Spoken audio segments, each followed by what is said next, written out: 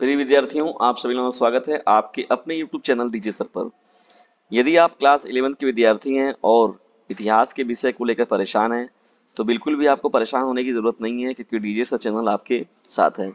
2024-25 का एडिशंस देखिए, latest paper है ये। एडिशंस पीपीई कोड है आप लोगों का कक्षा 11 के विद्यार्थियों के लिए इतिहास का। तो हिस्ट्री के पेपर को लेकर यदि आप डिस्टर्ब में परेशान हैं, तो ये आपके लिए पेपर है, और वीडियो को बिना स्किप किए हुए पूरा देखिएगा। देखिए दोस्तों, खंड क में जब आप पढ़ते हैं तो यहाँ पर 20 बहुविकल्पी प्रश्नों की श्रृंखला आप लोग को पहले मिलेगी। उसके बाद यहाँ पर डिस्टेंस अति लघु, फिर लघु उत्तरी, फिर दीर्घ उत्तरी प्रश्न। तो यहाँ पर हम लोग चलिए स्टार्ट करते हैं आप लोग का बहुत ही जानदार, बहुत ही शानदार ये पेपर बहुविकल्पी प्रश्नों की श्रृंखला को। देखिए दोस्तों, पहला आपका प्रश्न क्या है यहाँ पर, मेसोपोटामिया सभ्यता में मोहरों की आकृति कैसी थी। देखिए दोस्तों, मोहरों की आकृति की बात हो रही है यहाँ पर, आयताकार, वर्गाकार, बेलनाकार, त्रिभुजाकार।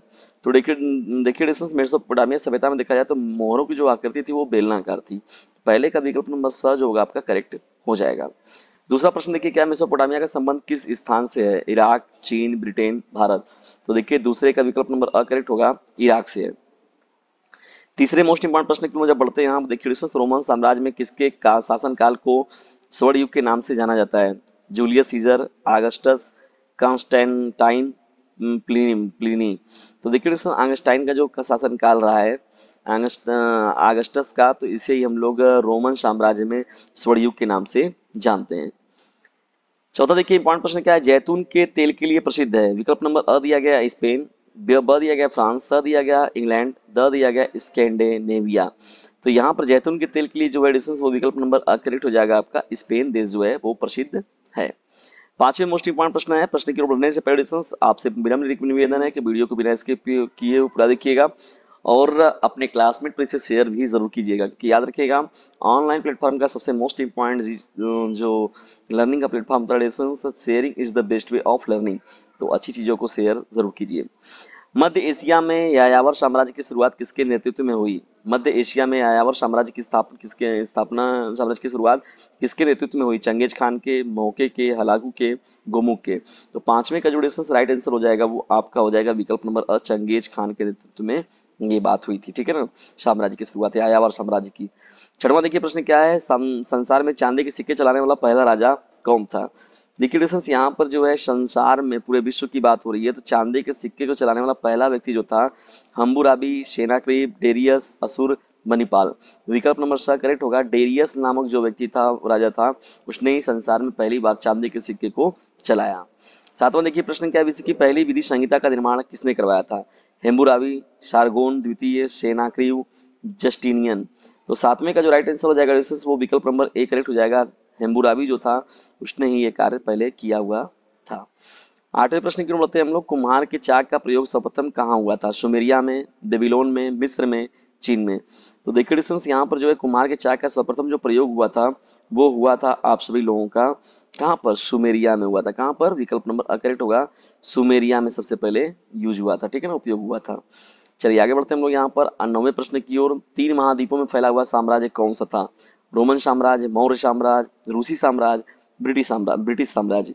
तो 9वें का देखिए डिस्टेंस जो राइट आंसर होगा यहाँ पर आपका वो विकल्प नंबर ए ही करेक्ट होगा, रोमन साम्राज्य ही होगा। देखिए रोमन साम्राज्य होता है डिस्टेंस वो आपका यूरोप जो है, अफ्रीका जो है और एशिया, यानी यूरोप, एशिया और अफ्रीका, ये तीन महाद्वीपों में फैला हुआ जो साम्राज्य था डिस्टेंस का नाम था रोम साम्राज्य। ठीक है ना, और यहाँ की जो महत्वपूर्ण भाषा थी वो कौन सी भाषा थी, लैटिन भाषा थी। हल्मी किस विषय का ज्ञाता था। तो देखिए डिस्टेंस खगोल व भूगोल का, गणित का, आयुर्वेद का, भाषा का। तो विकल्प नंबर अ करेक्ट होगा, खगोल व भूगोल का मुख्य रूप से ज्ञानी था कौन, हालमी। 11वां प्रश्न देखिए क्या है, रोम साम्राज्य की प्रमुख भाषा कौन सी थी, लैटिन, अंग्रेजी, स्पेनिश या फिर रूसी।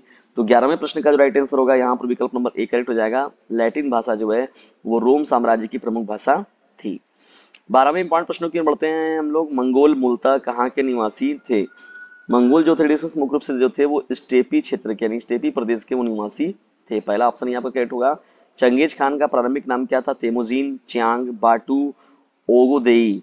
तो 13वें प्रश्न का जो राइट आंसर होगा डिस्टेंस वो आपका होगा विकल्प नंबर अ, तेमुजीन। 14वां देखिए प्रश्न क्या है, मध्यकालीन यूरोप की प्रमुख विशेषता क्या है, सामंतवाद, हास प्रथा, नगरीकरण, अंधविश्वास।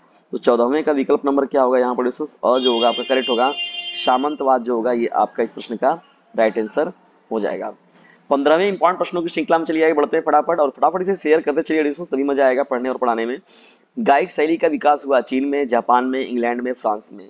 देखिए गायिक शैली का जो विकास हुआ था एडिशंस, ये 15वां प्रश्न जो आपका है, विकल्प नंबर अ करेक्ट होगा। चीन में सबसे पहले यहाँ पर इसका विकास हुआ था गायिक शैली का, ठीक है ना।